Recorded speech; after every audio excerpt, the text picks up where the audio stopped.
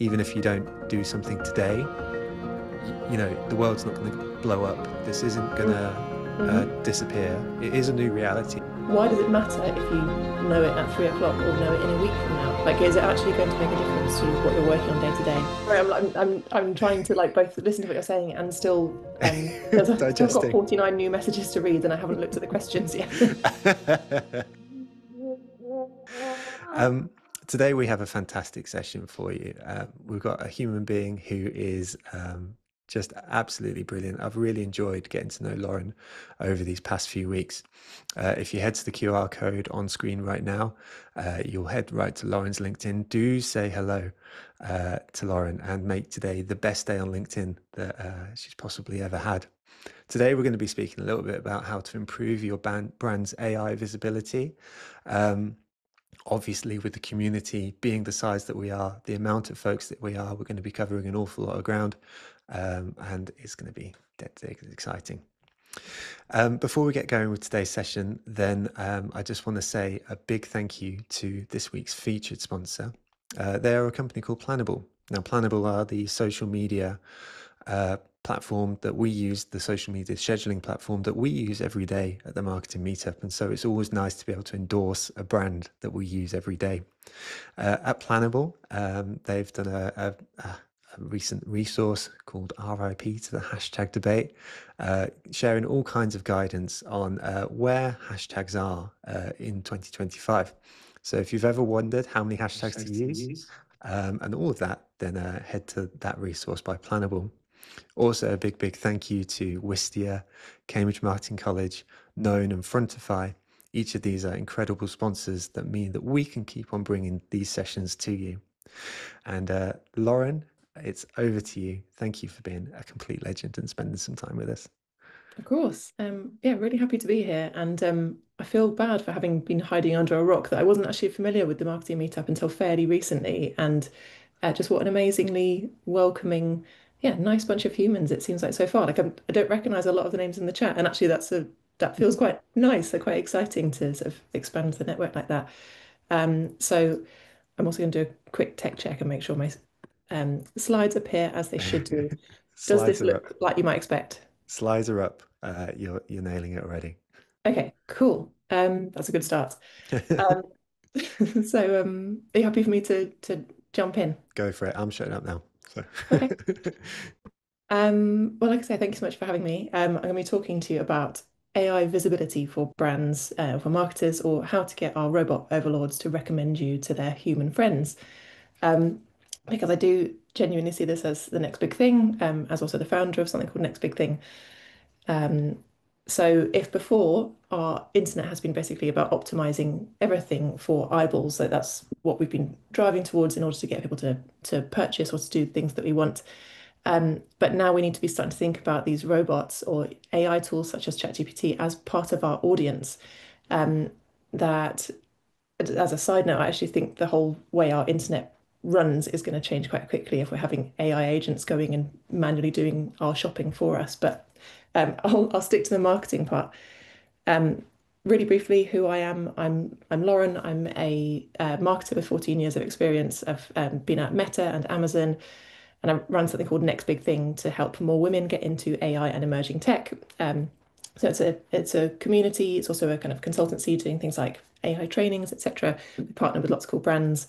Um, I'll take you past the boring sales page. But so it was, yeah, 2 years ago, you can see my thing. 2 years ago, I'd said, I think this is the next big frontier for marketing. As you can see, 28 interactions would suggest that people didn't really give a shit, and didn't necessarily agree that it's like a quite a big thing for the future. I do stand by that. I think there is this really big opportunity because your customers and your future customers are having private conversations with their AIs nearly every day or every single day or hourly. And so there is an opportunity to sort of try and game that and get into these private conversations. So it's starting to think about, okay, so why might ChatGPT recommend certain brands over others? Um, and sorry, just to make you aware, I can see that people are chatting, but I can't see what the comments say. So if there's anything urgent, Joe, feel free to sort of stop me, or otherwise I can have a look at the end. Cool, no problem. Um, so really brief overview of AI, just so that I don't completely lose people once we start getting into GEO, Generative Engine Optimization. AI is basically about trying to get computers or machines to behave more like human intelligence. Machine learning is a subset of that that's about sort of ingesting masses of data, and it can start spotting patterns. Deep learning is a subset of that. I won't bore you with the details because we're marketers, we're not the techies. Then generative AI is about using all of that data, asking it questions, and it's spitting out, sort of generating new sort of content like text or images or video, etc. And that's the part that obviously took off only really since ChatGPT started. So it came out in late in November 2022. Um, Also, give a shit. Um, you are marketers. We don't actually need to know about the kind of ins and outs of exactly what deep learning is. You're never going to be quizzed on this stuff. Just think about how you can be making use of these tools to your advantage. Um, and again, you might know, you might be quite familiar with this stuff, but just I'd want to sort of level set so that I'm not starting to throw too many new things at you. So you've got your sort of general AI players along those top four. So ChatGPT owned by OpenAI, Gemini owned by Google, Claude owned by something called Anthropic. They're one of the kind of other major players that other major competitors to ChatGPT, and Copilot, which quite a lot of the large corporates have been um, having to deal with. It's probably not quite as strong as the other players. And along the bottom, some of the other sort of popular AI, like probably most popular AI tools, like Perplexity for doing more deep research, Midjourney is that boat picture for really good image generation. That's also what kind of kicked off the AI craze in 2022. Lovable is a tool I'd recommend giving Lovable a go. It's you can use natural language, aka real sentences, to create things like websites and apps just using natural language. And 11 Labs is the kind of current lead in voice generation. But for the purposes of today, just thinking about these sort of top four logos of how do we get these LLMs, large language models, to be recommending your company or your product or you as an individual. That's not to say I know all of the answers, but so what is GEO? Is just simply generative engine optimization. I don't know who comes up with this stuff because they've really sucked the fun out of it. But as I say, I do see it as this really quite exciting opportunity. I'm not a, I'm not from an SEO background. There are quite a lot of like SEO agencies that are pivoting to then think about like rather than gaming Google search, how do you game AI search? But as a disclaimer, anyone that tells you that they're a GEO expert, they know everything there is to know, is lying. This is such a new field. There's only really been in the last, I've been researching this stuff for about 9 months-ish, and it's only just starting to be more collectively called GEO. Until about sort of 3 months ago, it was just any number of names. I tend to also either call it AI search or AI visibility, as I think that's quite a helpful way to think about it. And also just a bit less jargony is like making yourself or your brand visible to AI. I'm going to use a quick worked example to just make sense of this stuff in like a very practical sense. Last month, I had to buy a new booster seat, so upgrading from a sort of baby toddler sort. So I said, car seats for 4+ years. I want to get a very safe car seat with lots of good reviews. You can tell that I was like a mum in a rush, don't give a shit, no brand loyalty. So want AI to tell me what to do. So it gave me two answers that it actually links to, like links to actually buy them. It did also detail a couple of others. It didn't include a picture, didn't include a link, I don't think. And it gave you a bunch more information. This is the sort of abbreviated version of it, but it did give me quite a lot of useful information for comparing these products. Um, Emma, I can see you've got a raised hand. You might. I never quite know what to do with the raised hands. So Oh. we, well, Is there a comment maybe you could no, read no. out? Emma in the chat says no, sorry, accident. So Hi, Emma. Um, um, But if you look into when you start sort of getting into the details, I looked at the sources at the bottom to see where is it getting this information from? Why is it recommending these certain things? So it's things like Reddit, what car expert reviews. It will also be looking at things like Amazon reviews. Um, but oh, sorry, I can't actually see my own text on screen. There we go. It's pulling from lots of different places. It's trying to sort of marry all of that up to tell me what it thinks that I want to know, which it does manage to do. So I said, is there a big benefit to spending £100 more on that car seat on the right versus the one on the left? Somebody else has raised their hand. Are you waving or? let's carry on in spite Okay. of what raised hand. Um, so I wanted to know because as I say, I didn't have any brand loyalty. I don't know anything about car seats or car seat brands. So I was just like, okay, why is the one on the right £100 more? Is it worth spending that £100? Because if I care about safety of like keep the child alive, is it worth spending the £100 extra? It did actually give me this sort of breakdown, and I wasn't really that bothered. I'm just looking for these signals as to yeah, what matters or not.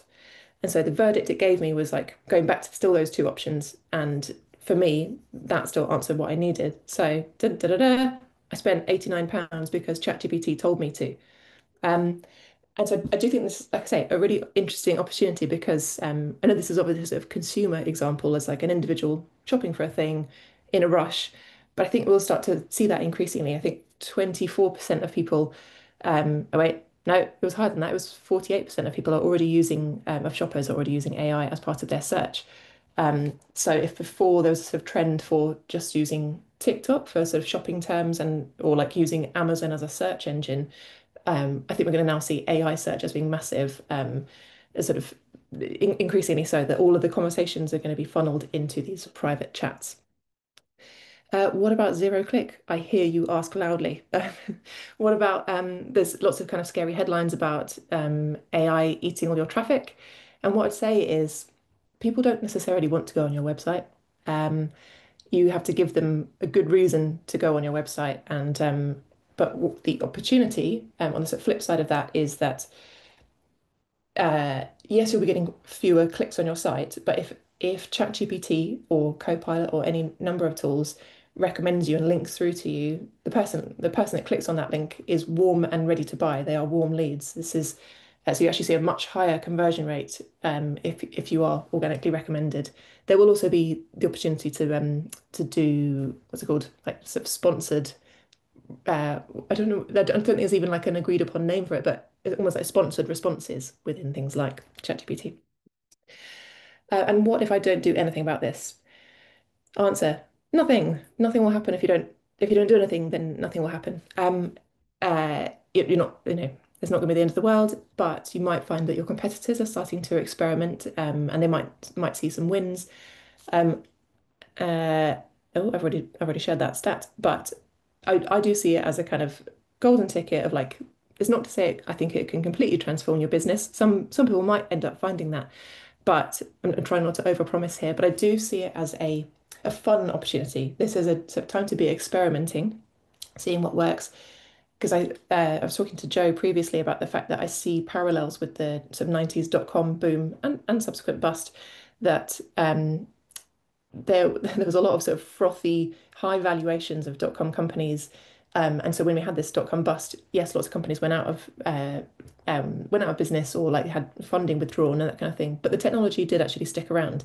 And we're going to find exactly the same thing with AI, which is nobody is giving up their access to ChatGPT now they've had a taste of it, or that AI overviews on Google. We're not going to walk that back. We've heard before about the idea that the genie is out of the bottle. So I would just see this as like um, in a way, I wouldn't sort of think like have to do this or do or die, but as yeah, this exciting thing that you can get curious about, start trying to sort of understand it better about like what does AI care about? What AI, sort of chatbots, what do they care about? Why might they recommend me or not? So I know you're probably thinking like, okay, so how do I do this? Like now you've convinced me. How do I actually get going? So this is the framework I've sort of come up with for now about how I think you should be thinking about AI visibility. I really hoped it was going to spell something good when I was trying not to change what the words were in order to make it fit in a thing, but all it can make is such bins. So I just put it in. That was the order. I was like, is it going to spell business? No, it spells such bins. Um, but I will go into each of these in a little bit more detail, but be specific is going to be more important than ever to know exactly who you are, like what's your brand, what's your value proposition, what's your suite of products, who are they for? Actually, knowing the audience is going to be more important than ever because the more specific you can be, AI can then recommend you in exactly the right places for exactly the right pain points.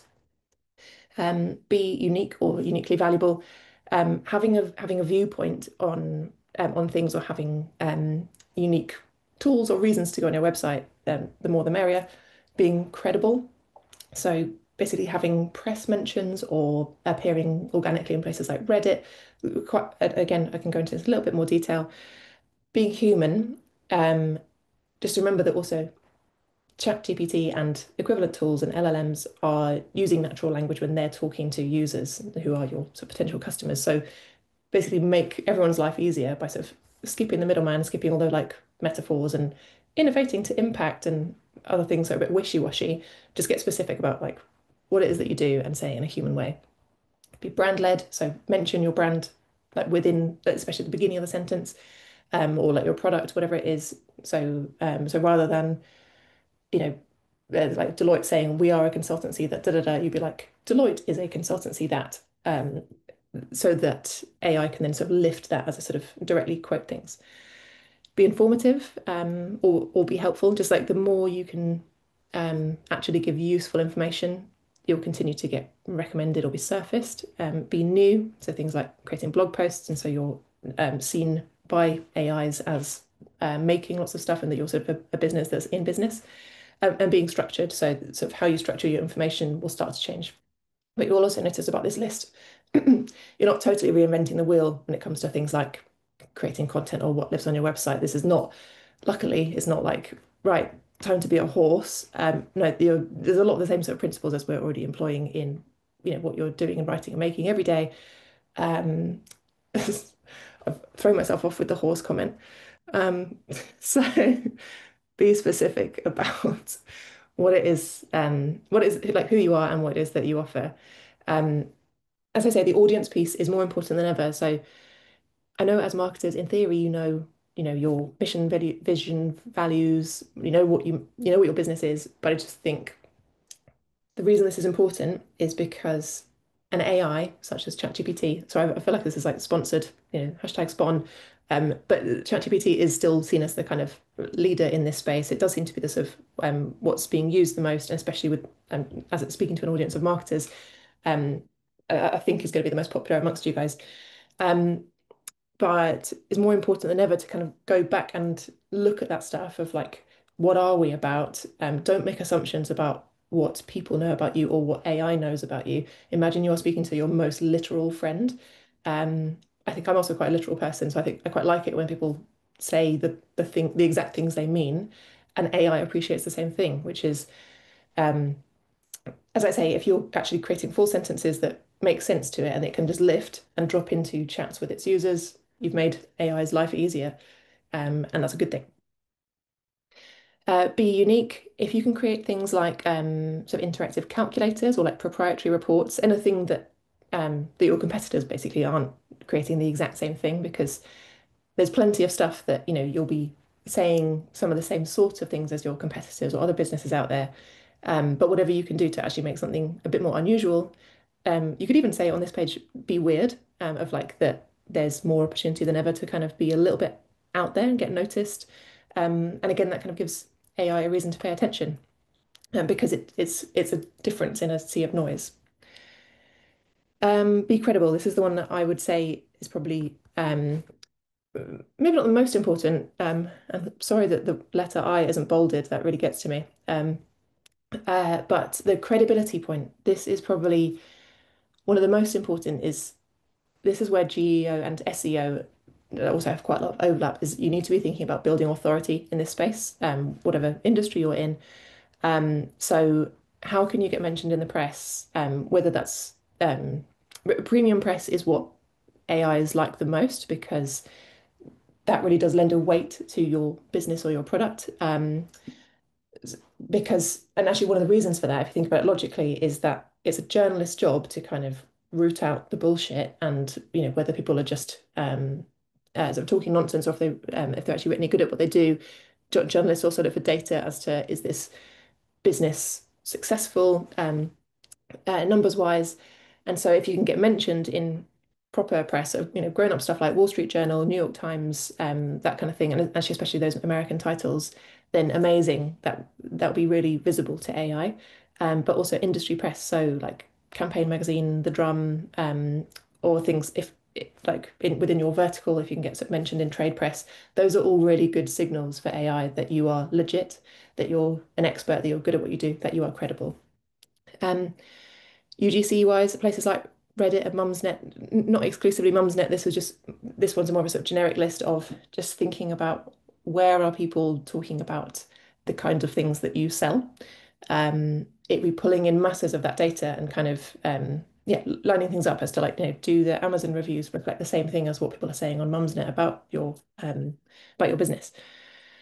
And then fun media, because I didn't know how else to summarize it, but things like YouTube and podcasts also matter to AI, and again, as well, sort of showcasing your authority. And then social posts. Um, especially now that social is being sort of indexed on places like Google, this is all happening at the same time for a reason, which is that our whole internet is becoming sort of more interactively searchable. Maybe I need to think of a different way of saying that, but um, that's the other thing I find exciting about it is that we are using natural language to talk to the internet and get the answers that we want in a different way than using keywords on Google. Um, Joe, can I just double check? Because I can see 73 comments in the chat, just making sure there's nothing urgent in there. No, it's been really fascinating actually to just watch the evolution of the conversation going on in the chat. Because Oh my earlier in the God, presentation, there's a there were riot. yeah, a full right. No, there's a few comments at the beginning where it was like, oh, it's very, very similar to SEO then. And like actually, like by the time we get to this slide, I think the point you're making and the point that the community, Jennifer, let's not start a riot in the chat. The point is that it's not just on site anymore. You know, there's a wider range of sources and stuff like that. So Yeah. um, this is just credit to the community, by the way, because everyone's helping each other, which is Mm. just fabulous to see. Prompted by your thoughts, Lauren. So Oh, uh, good. and now yeah, now there's a riot going on in the chat. So Popping um, off. yeah, no, but all good. And there's some great questions in the Q&A as well. So thank you, everyone. I didn't say this at the beginning, but if you do have any questions, pop them into the Q&A feature so they're all in the same place. But yeah, Awesome. back over to you, Lauren. Thanks. Okay, well that's good to know. And actually, so really briefly back to the SEO point, I definitely think there is a lot of crossover. And I suppose the way I'm coming at this is as a brand marketer and also with a background in things like PR and writing content. Um, that's how I'm approaching things as I'm thinking about brand building in the context of AI being the thing that surfaces answers for people. So if I, as an individual, am going and asking questions like best car seat 4-year-old, then your clients and customers are doing the same, maybe a lot more politely. Be human, which I feel like I kind of made that point, which is just using normal natural language that sounds like a human does seem to be preferred by AI versus well, it's really hard to think of like really metaphorical language on the spot. Um, uh, like sort of the sort of like solutions focused bollocks that you sometimes get on LinkedIn. Um, None of that sort of all the sort of stuff that actually would live on like it's a consultancy or website or agency websites a few years ago were very guilty of this that like didn't say what they do. Like just saying what it is. Like Mike lands on like, I don't know, Kara's website and you'd be like, what is this? Like I happen to know it's a media agency, but if I didn't know that, how would I know? Anyway, a little get off my soapbox about it. So being brand led, so putting the name of your company or brand or product at the beginning of a sentence is a nice little way to game things. So rather than saying like we're a community, so it's like saying on our website or our social posts like we're a community and consultancy, helping women get into AI and emerging tech, or we run events that do da da da. You'd say next big thing is a community that, or next big thing hosts regular events. Think we'll probably see a little bit of what's basically keyword stuffing on social and on websites as a result of this. But again, if you think about it, like even though AI is very smart, you are just making it very slightly easier for it by saying, like making a sentence that something says something like Deloitte is a consultancy that does X, Y, Z. It can then just lift that directly rather than having to infer from being on a Deloitte website and it says we that it will put in Deloitte. You know what I mean? It just yeah, little hacks to help game it. Be informative. Again, this is more important than ever, I think, that if you can be genuinely helpful to people that are reading your stuff, the better. Um, and again, this isn't sort of pivoting away from like being a marketer or writing content anyway. Like you should be thinking about this stuff. Because what I don't want to see is loads of like AI generated slop, which is actually one approach to doing GEO, and I don't really like it. I prefer the kind of slightly more strategic approach. But anything you do that can genuinely help people, the better. Newness being new seems to be prioritized by the chatbots, by our robot overlords. So things actually you're going to see a resurgence and have already, I think, in blog posts or sort of blogs kicking off again. Things that were might have been not posted on since like 2020, kicking off again. And because again, similar to trying to get ranked in search engines is yeah, showing we're here, we're still in business, we've got something interesting to say, something informative and helpful, and an expert in what we do. So posting regularly on social and posting regularly on your website, yeah, just show we're still here. Being structured, so AI prefers not to have sort of long masses of text. And if you think about the way AI writes, or sort of think about LinkedIn poetry, as it's sometimes known, um, it likes a bullet pointed list. It wants like super scannable information. So that applies in content. So yeah, bullet pointed lists, making it really easy to understand. Imagine that you are speaking to like a CEO in a rush who just wants like just tell me the important stuff in a like simple, structured way. Think about it like that. And just a return to such bins, just as a reminder that like yeah, so be specific, be unique, credible, human, be brand led, informative, new, and structured. I think actually, if you speak to me again in 6 months, I'll be like, right, it's actually only these four, and it just spells bins. Um, but because it's slightly too many. But the main way to think about it is AI is your very literal friend. So speak in a way that really makes sense and be helpful to people because, and also don't just put out AI slop because. Like, don't forget, it's your real customers and real humans that will ultimately see the stuff as well. So don't put them off just because you're trying to game the system um, which actually is covered by the don't spray and pray. So a couple of other watch outs.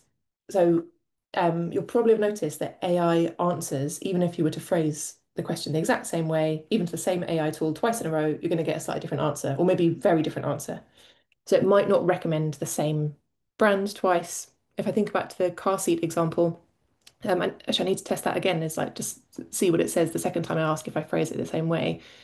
Um, I think it would probably still give me those two options because of the things that I'd asked it for, and because those have thousands and thousands of like positive reviews on things like Amazon, etc. Um, but just it's just to be aware that this stuff isn't going to stay the same, and similarly, the tech itself changes. So what works as a hack today might not work in like a month, might not work tomorrow. So I think of it as like if anyone used to play The Sims, when you could use the word rosebud as a cheat code to get $1,000 to spend on your like putting furniture in your Sims house. Um, Eventually Rosebud stopped giving you $1,000 and the cheat code stopped working. And it's the same with AI. That like you'd be like, oh, I finally cracked the code. Actually, no, they've dropped these cheat codes now. Yeah, don't spray and pray. And you can do, but just then look at okay, what's actually working. Let's do more of that to try and get a bit more strategic about it. Technical GEO is not necessarily what gets me out of bed in the morning, like page speed optimization and LLMs.txt implementation. If it's got long words that are hard to say, I'm slightly less interested in it. I'm thinking about the again that so brand building and thinking about sort of content and authority in the space. And I think I'm partly thinking as a PR person. I think it all kind of fits together. And also just to be aware that the this framework applies also to when you think about a personal brand. Like it doesn't have to just apply to companies. It's all the same principles. And then finally, if you're hearing chatter about an AI bubble, like is this all going to crash imminently? Um, I personally believe that well, there might be a leveling off in terms of kind of these sky high valuations of AI startups and scale ups. Them and it's a very very frothy industry with lots of like acquisitions. It's all a lot of hype and people very excited and kind of breathless exclamations of how amazing this tech is and how transformative it is. Um, it's uh, for the most part, we're not talking about saving lives here. It's uh, it's yeah, lots of it is kind of hacks and tactics and things that make us better at our job and a sort of a thought partner and things like that. Um, so if there is an AI bubble, so like I say, if that does crash, we'll see drops in valuation, but no one's stopping using the tech just because there'll be if there's like an AI crash. It's here to stick around. Oh, I forgot I was already at my boring sales page of just these are the kind of companies that we've been working with as next big thing. Here's our list of press coverage that does actually now bode us quite well with AI, which wasn't the intention. Um, but so in terms of what we make, we do things like AI trainings, just starting to do more GEO talks. I need to learn to pronounce it. It's really awkward. Uh, and and yeah, we sort of put on community events. And like so we had like a big Women and AI summit for International Women's Day and I had over 1,000 people try and sign up to come in person when there were not as many seats as that. So that's the kind of thing that we do and make. We also have a podcast. It had been on hiatus for a few months while I was working at Amazon. But that's you can sort of binge the old episodes. So it's like Daniel Priestley, Landy Slattery, who leads innovation at Channel 4. Lots of fun people, basically. So enjoy. I think that's it. Fabulous, Lauren. Thank you so much. Thank you so much for speaking through everything, but also just the structure in which you did it. I mean, you can see the reactions coming in on the screen right now to I'm you. going to stop sharing so I can actually see what people are. Ah, look at all those hearts. This is It, cute. it's You're lovely, gassing isn't me up. it? Oh my God, I'm never going to read through over 100 comments this quickly, but go on. It was really, really fabulous. We've got Freya in the chat also saying that was so great. We've got Maria saying love that. Jane saying love that, so relatable. So like honestly, the plaudits are coming your way. So thank you so much for that and structuring it, as I say, the way you did, because it made it both accessible for folks, but then to go through the journey, both on like a strategic perspective, but then also layering in some tips and tricks was really, really appreciated. Hmm. Um, we've got 22 open questions, Lauren. So we've got quite a lot to go on for the rest of today's session with 25 minutes. So if you're up for it, shall we take some questions? Yeah, I'm also just looking through. There was one question about you still bought from Amazon, not the product website, wondering if it is product GEO or Amazon's GEO that's better. Um, Nice. I actually can't remember what it linked through to. I'll have to double check that. In fact, it's probably a good thing to have in my arsenal is like to know that. Um, but I was only ever going to buy from Amazon because not because I've been working there, but because that's what I buy stuff from, and that's why it's the kind of the leader is that everyone wants their little like one click buy. So it could well have actually led through to the kind of Cybex seat website, that car seat website. Interesting. That in itself is interesting because there is some questions in the Q&A about trust and how you use that process to sort of get past trust. Nonetheless, we'll get to that point because there's some questions in the Q&A, many of which have been thumbed up from the community, so we will prioritize those. Um, so the first one comes from Claire, and Claire says, "We're used to the challenge of a small, lesser-known brand trying to rank organically amongst the more established brands in search. And I'm sure there's a lot of people in the community who feel this way too or have had that experience. But Claire asks, what are your thoughts on the AI equivalent of this? Is it the similar challenge, a same challenge? Will they prioritize the bigger names versus the smaller? Or is this more of a level playing field, in your opinion? I think, where do I see it? Some of it, I suppose, is down to your sort of internet footprint of are you in multiple places? And so, yeah, those bigger players are more likely to be mentioned in the Financial Times, Wall Street Journal, etc. Having said that, I do think there's quite a big opportunity for smaller businesses in terms of like how much more you could win without spending necessarily that much money. And also having worked places that have a lot of red tape, um, the fact that if you're working in a small business that you'll be able to just sort of go off and test stuff.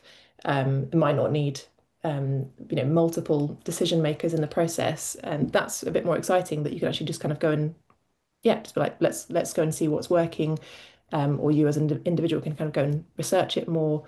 Um, uh, so yeah, the bigger players do have an advantage in that sense, but yeah, I kind of feel like it's all to play for.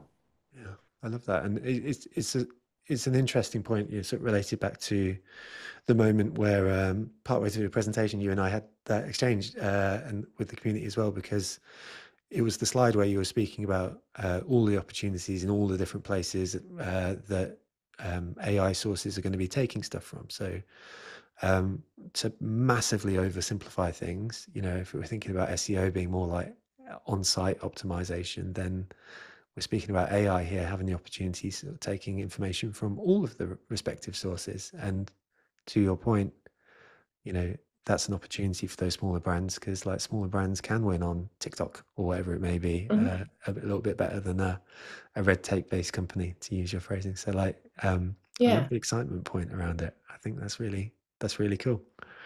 Oh, good. um, the next question comes from Ella. So Ella says here, how can you test if your brand has good visibility on AI platforms? I've had it recommended to me in my company, but unsure if it's biased by me inputting stuff related to the past.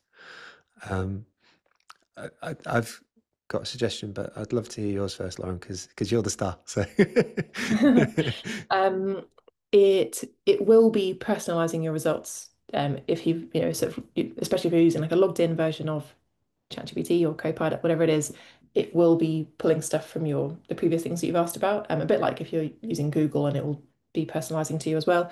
You can, I've actually forgotten what it's called, but you effectively you can just sort of go and do like a logged out search or version of it where you go and have a look. There are also companies and websites that do actually offer it to you if you want to do it in a bigger data sense. There's one called Profound.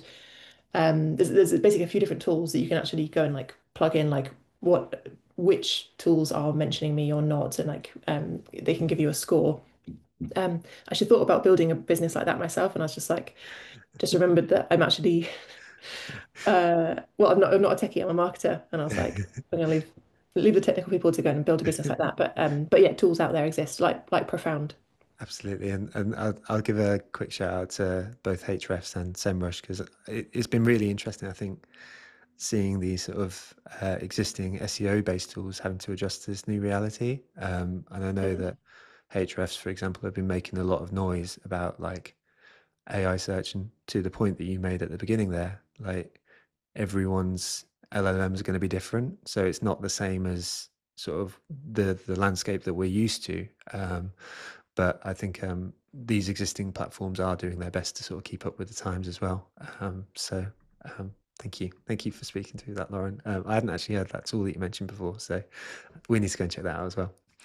Um, we've got a great question here from Inez, who says, "This is all so exciting, but it's also potentially overwhelming. Mhm. As a small team of two, what one thing should we be doing really well right now?" Oh, killer question. Mm, I was also just nailed reading the it. part about someone throwing a chair because we're starting a riot. Um, You go um, way deep into the chat. um, that is slightly tricky to answer. Basically, like it's the million dollar question of like, what can we start doing today? And I need to have a better, good answer of like, what can we start testing today? Mhm. Um, Actually, I think the probably sensible first step is to go and audit what you've got already, like looking at your website and socials as just like a first port of call to see to what extent do you think you're actually following some of these things of like, do we always say we are blah blah? Am I speaking in metaphors or am I speaking in normal plain human language? Um, like, are there press mentions that maybe we should actually start sort of heroing better within our website or other touch points, that kind of thing. There was one other thing. Oh, just on that overwhelm point, I think that's totally valid. That like I'm really seeing a lot of that in our community, and I don't know if it affects women more or if I'm just hearing it more from women that they're sort of being honest about. I'm finding this stuff really overwhelming. The speed of change is it can actually be quite off-putting that you're kind of think there's so much emphasis on this kind of speed and the amount of new updates that you kind of don't even know where to start. So I would say that's very valid, and just sort of start small and like just like test a few things. Know that you're never going to know everything about AI, and yeah, anyone that says they know everything is lying. So just yeah, find ways to kind of chip away at it rather than being like, right, I'm going to go and learn it all. I'm going to know everything about GEO. It's like it is a big learning journey. So yeah, start small. Love that. Thank you so much. And I think it would have been so easy in that answer to to go purely tactical, but to acknowledge the sort of the human point in it. It was actually so for the benefit of everyone watching in, Lauren and I had the benefit of chatting last week as well, and we were speaking about a lot of this sort of stuff. And the thing that struck me, and it was something you mentioned in the presentation, was like, even if you don't do something today, you know, the world's not going to blow up. This isn't going to Mm-hmm. disappear. It is a new reality in a sense. So this is something worth learning, exploring, being curious about, but simultaneously taking some of the pressure off your shoulders. Like you said in the presentation, I think was just such a pertinent point. And I think hopefully allows the space in for folks to kind of start learning with a bit more optimism and positivity rather than fear. Because fear, you know, doesn't make your brain work quite as well as Yeah, yeah, so. it can be really sort of paralyzing. And actually, just briefly going back on that sort of newness and updates, I think because we hear so much noise about like, now ChatGPT, like GPT-5 from ChatGPT has just come out, and like here's all the feature announcements, and like now Microsoft has just launched Vibe Voice. There's so much noise, and it's literally like have like day by day, even hour by hour updates that it does, yeah, it does create a sort of fearfulness of like, but nobody like, why does it matter if you know it at 3 o'clock or know it in a week from now? Like, is it actually going to make a difference to what you're working on day to day? I doubt that. Mhm. Like, yes, you get the shiny thing a week earlier, but um, just yeah, if you're finding it a bit much, kind of yeah, ignore the noise. Something I've been thinking about doing, and I need to get round to, is I want to do a slow AI newsletter and just do like a monthly digest of like, here's some of the stuff that came out this month. Don't worry about it too much. Like, here's the bits that I found most interesting. Don't worry about the like all of the AI newsletters I'm on are daily newsletters, and it's like, and I care about this stuff, and even I'm like, whoa, this is a lot. Yeah, totally, totally. Love that. I think based on some of the reactions coming in on the screen right now, then you'd have your first few signups for sure. So There's quite a lot uh, of yeah, reactions. there you go. I do actually want to do a slow AI newsletter. So okay, this is That's a good market um, validation. um, let's take the next question, but I don't want to. I don't want to skirt past the spirit of that answer and just acknowledge the humanity of it. So thank you for speaking in those terms as well, Lauren, because I think it helps people, and that's important. So the next question comes here from Tessa. So Tessa says, "Hello, copywriter here. Do you have any advice for how we can help clients incorporate GEO into their briefs for us? Will it become more significant than, say, SEO in the next 6 months? Thank you." And thank you for saying thank you at the end of your question as well, Tessa. That's very polite. That's appreciated. this is also a killer question. So you're kind of saying, is it sort of saying, how can we get clients to kind of buy this from us? Is that sort of what you're saying? Yeah, I think so. Yeah, Um, absolutely. um, I think you can sort of proactively go and talk to them about it, which is, and even in a something like a lunch and learn style session of like, hey, we're experts in this thing, but we want to kind of extend it to offer some of this stuff. Here's what we've learned so far about GEO or AI search, um, and kind of what we've talked about before of like not positioning yourself as like the absolute expert in it, but thinking about what do you already offer your clients? So like, why do they work with you? Is it because they do not have time to be the ones to go and do it themselves? And actually, sometimes that's a compelling enough reason, rather than because you know everything there is to know about this stuff. So yeah, if you want to start offering it, just I think being proactive about it and sharing the learnings. Absolutely. And, you know, I guess that, uh, so Tessa has spoken about it in the brief context. So I guess here we could sort of say, you know, oh, I noticed you didn't have any sort of element of GEO in the brief. Maybe we can have a chat about that or something like that, which may open the door to that kind of conversation. I love the suggestion of lunch and learns, by the way, and sort of, Mm. I think that becomes a real nice value add as a freelancer or copywriter that you're sort of educating as well Mhm. as doing a service. Or maybe So it's thank just you. like a bonus slide if you're or in in like a proposal is like, Mhm. yeah, almost like a sort of bonus points if Yeah, here's something I think we should try out. Boom, boom, boom. love that. Love that. Just to build on that, like we're vibing now, but there's the 80/20 thing, you know, and so often folks will speak about having 80% of the budget sort of committed to everything that they usually do, but then 20% of the budget to a sort of experiment budget or something like that. Hmm. Hmm. I wonder whether there's an opportunity here for someone like Tessa to sort of say, here's the 20% extra or something like that, and sort of build that into a workflow. Anyway, we'll get carried away here. So Sorry, I'm trying to like both listen to what you're saying and still I've got digesting. 49 new messages to read and I haven't looked at the questions yet. I wouldn't worry about it, Lauren. I mean, not that the messages aren't important, but they're Will I just get so a chance to fabulous. see some of the comments and questions afterwards? Absolutely, I'll share them Awesome. with you, and I'll share them with the community for anyone who would like as well. Yeah. So let's take the next one from Emily. So Emily asks, and this is sort of a personal perspective thing as much as anything. So Emily says, if you use AI to help write copy because there's so much to do, will GEO penalize you for that? I think sometimes it's quite hard to give definitive answers, but uh, if you've got an opinion, then that will be certainly enough. Um, I'd agree with that, which is that there isn't a sort of definitive answer, but I'd just be a little bit cautious of leaning too heavily um, on sort of GPT written, AI generated copy, or Mhm. certainly just be sort of customizing it enough that it's like, super tailored to your brand.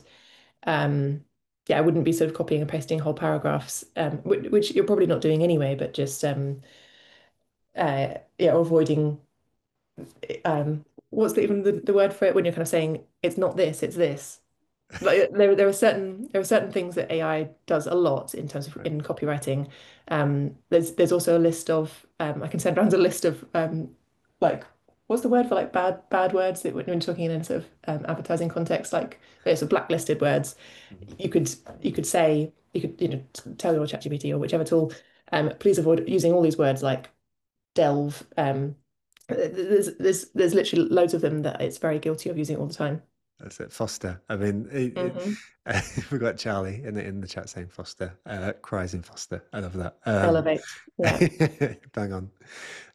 So, okay, cool. We've got two questions coming in from one from Victoria and one from Doug, both related to the 48% stat that you shared in the presentation.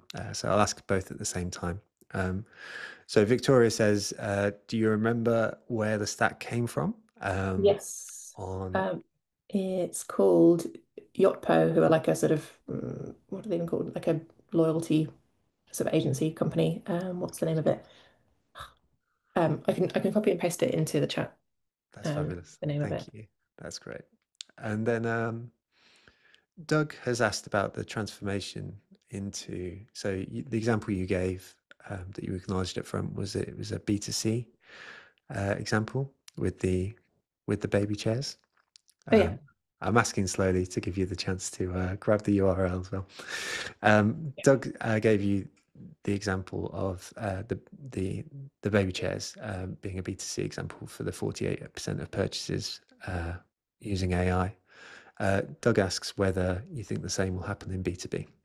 Definitely. I definitely think it would, because and again, if you're sort of thinking from the perspective of a buyer, like you are a person, a human that works in a business and considering using a new tool or product or agency, whatever it is that you as the human want to actually understand their offering because so often there is so much like jargon or waffle, um, and you also as the buyer going and looking for that credibility of um, is this a sort of legitimate or well-known or well-liked agency or offering? And also remember that your customers and potential customers are time poor, is that they want something to kind of help them sift through the noise.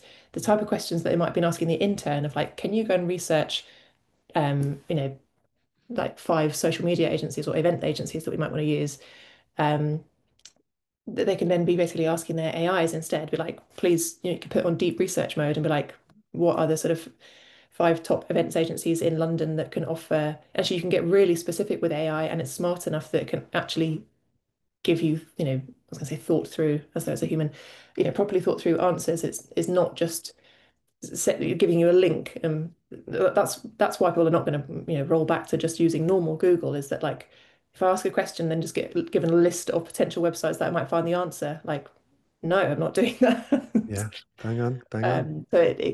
So I think it can be really good for getting a really specific answer or being like, what is the best CRM for the type of company that I'm at that's yeah, that you can give it like a really, really specific query and it will help you get a better answer. And so that's why I think it's actually probably really important as if you have a B2B offering to be thinking about it. Absolutely. And it's, even if you're still asking the intern to go and get that list, then guess what the intern is going to be using to get their list, and Hmm. it's absolutely there. But I think it's a great point as well. Like I did some research last year for a company as a bit of a consultancy project, and they were speaking about the project was to understand how folks buy enterprise level software, and they did find the outcome of this research that I did was that it was the marketing manager that was recommending it up to the head of marketing or the CEO, who was then getting sign off from the CFO Hmm. or head of finance, etc. So, you know, we take that workflow exactly as you just described. That's what's happening in real life, and now Hmm. has this sort of AI drive behind it. So this is B2B, B2C, enterprise, car seats. It's all the same stuff in that Yeah, way. basically. Everyone's time poor and wants answers, That's it. answers to their pain points, and they want them quickly. 100% spot on. Let's head to the next question from Anonymous, which I think might be a really nice way to uh, have a little bit of a chat. So this questioner says, does being brand led, so this was the advice of like putting your brand name first, but then being human, have a chance to counteract each other? So, for example, I often use we, so our brand seems more familiar and friendly to our customers. But is that now not good practice for GEO?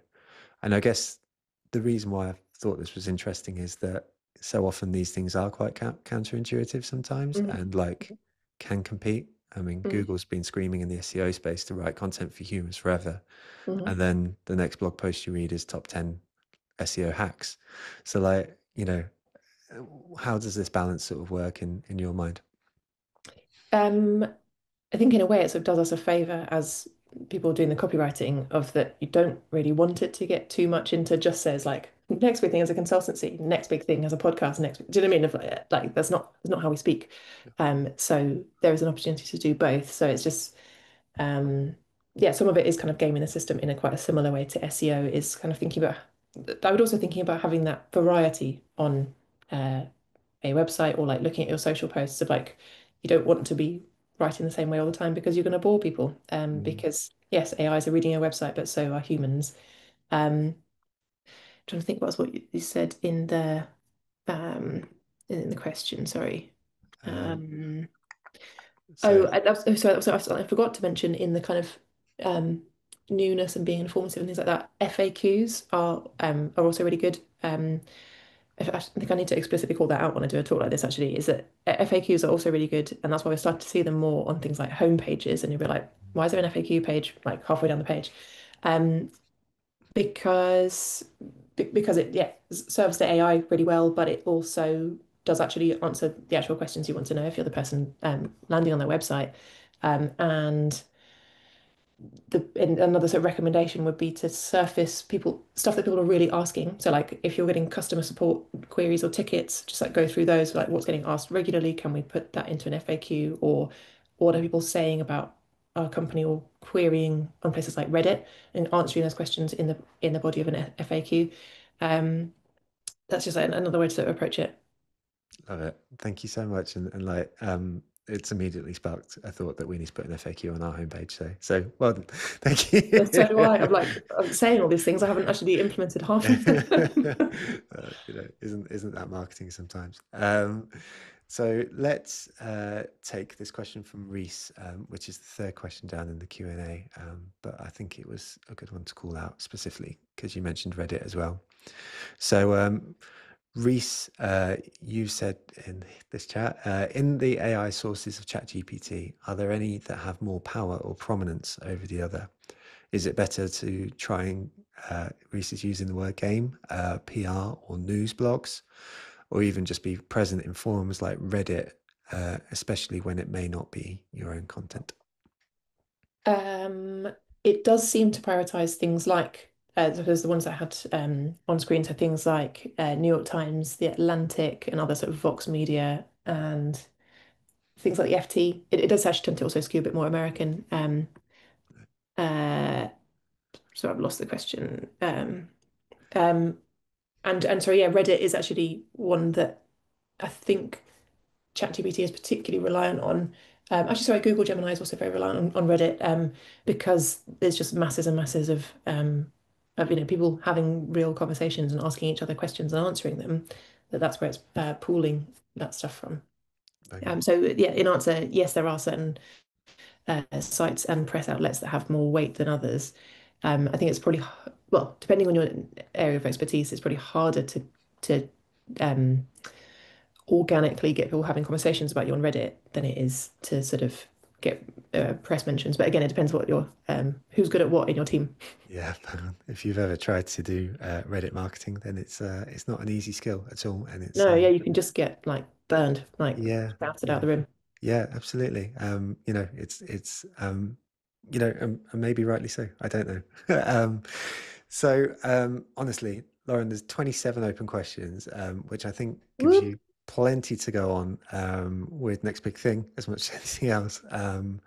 But at some point we need to call it, and we've been done 25 minutes of questions. There's plenty more opportunity to come back on this. So thank you, Lauren, and thank you everyone in the community for just the most wonderful questions, and as ever, for being just completely wonderful to each other, with each other, helping each other out.